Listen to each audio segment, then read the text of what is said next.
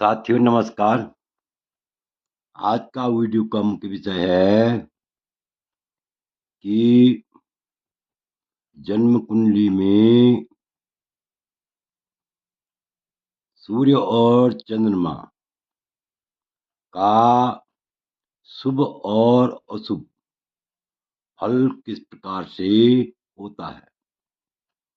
ध्यान से देखिए, सूर्य चंद्रमा जन्म कुंडली में कब शुभ फल देते हैं और कब अशुभ फल देते हैं, अर्थात चंद्रमा और सूर्य किस स्थिति में शुभ और अशुभ फल देते हैं। इसी विषय पर हम विस्तार पूर्वक चर्चा करेंगे। तो देखिए, लिखा हुआ है कि सूर्य चंद्रमा का शुभ अशुभ फल। तो इसको ध्यान से देखिए। इससे पहले मेरा आप लोगों से अनुरोध है कि आपने ये अभी तक मेरा चैनल सब्सक्राइब नहीं किया तो अवश्य सब्सक्राइब करने का कष्ट करें, वीडियो को लाइक करें, शेयर करें। देखिए, लिखा हुआ है, शास्त्र में ऐसा उल्लेख मिलता है कि पापान्विते शीत रुचो जनन्या नूनम भविन ने धने मानमंती तदृग दिनेशय पितनाश करता मिश्रम विमिश्रम फलमत्र कल्प्यम। तो ध्यान से देखिए, पहले इसकी व्याख्या देखिए कि जिस जातक की जन्म कुंडली में चंद्रमा यदि पाप ग्रह से युक्त हो, जिस व्यक्ति की जन्म कुंडली में चंद्रमा यदि पाप ग्रह से युक्त हो, अर्थात चंद्रमा के साथ पाप ग्रह बैठा हो, तो नूनम, यहां पर नूनम शब्द आया है। नूनम का मतलब अवश्य ही, 100%। नूनम शब्द आया है ना, तो इसलिए नूनम का मतलब अवश्य ही, निश्चय ही भवेत नैधनम मनंती, अर्थात निश्चय ही उसकी माता की और माता की क्या होती है, नैधनम, निधन होता है। ध्यान से देखिए, जिस जातक की जन्म कुंडली में चंद्रमा पाप ग्रह से युक्त हो, नूनम, ऐसे जातक की निश्चय ही, यानी माता की मृत्यु होती है।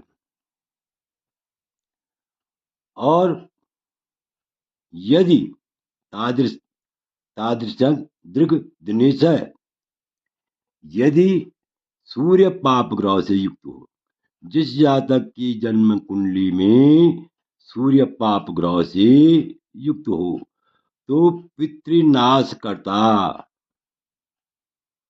तो ऐसे में पिता की मृत्यु होती है। पिता की क्या होती है, मृत्यु होती है। और मिश्रम विमिश्रम फलम अत्र कल्पम, मिश्रम अर्थात शुभ ग्रह, विमिश्रम अशुभ ग्रह, दोनों यदि चंद्रमा के साथ बैठे हुए हों, चंद्रमा के साथ शुभ ग्रह भी बैठे हुए हों, मिश्रम विमिश्रम, शुभ ग्रह भी बैठे हुए हों और अशुभ ग्रह भी बैठे हुए हों,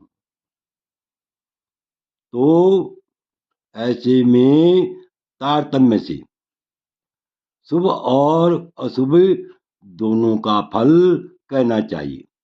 इसी प्रकार यदि सूर्य के साथ, यदि सूर्य के साथ शुभ ग्रह भी बैठे हुए हों और अशुभ ग्रह भी बैठे हुए हों, तो ऐसे में तारतम्य से शुभ और अशुभ फल कहना चाहिए।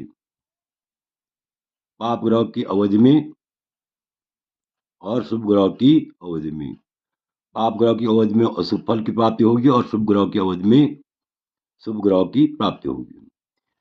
अब आगे देखिए, सुबान तो जन्म निशीत रश्मि मैश्वर्य कीर्ति वृद्धि लाभ करोति जातम सकुलम प्रदीपम श्रेष्ठ प्रतिष्ठम नृपगौरवेण। लिखा हुआ है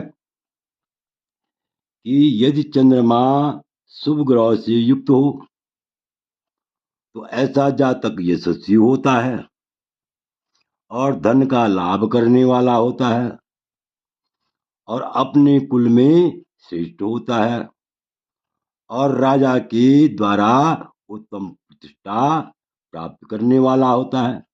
इसी प्रकार यदि सूर्य शुभ ग्रह से युक्त हो या दृष्ट हो तो ऐसा जातक भी अत्यंत यशस्वी होता है, धन का लाभ प्राप्त करने वाला होता है और अपने कुल में श्रेष्ठ होता है और उत्तम प्रतिष्ठा प्राप्त करने वाला होता है।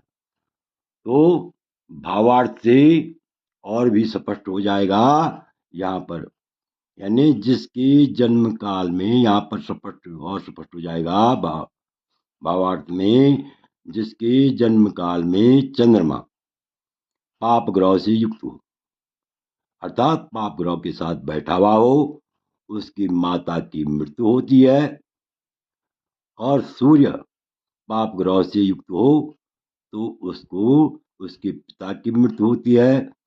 अर्थात यदि चंद्रमा पाप ग्रह से युक्त हो तो माता का सुख नहीं मिलता है और यदि जो सूर्य जो है पाप ग्रह से युक्त हो तो पिता का सुख नहीं मिलता है।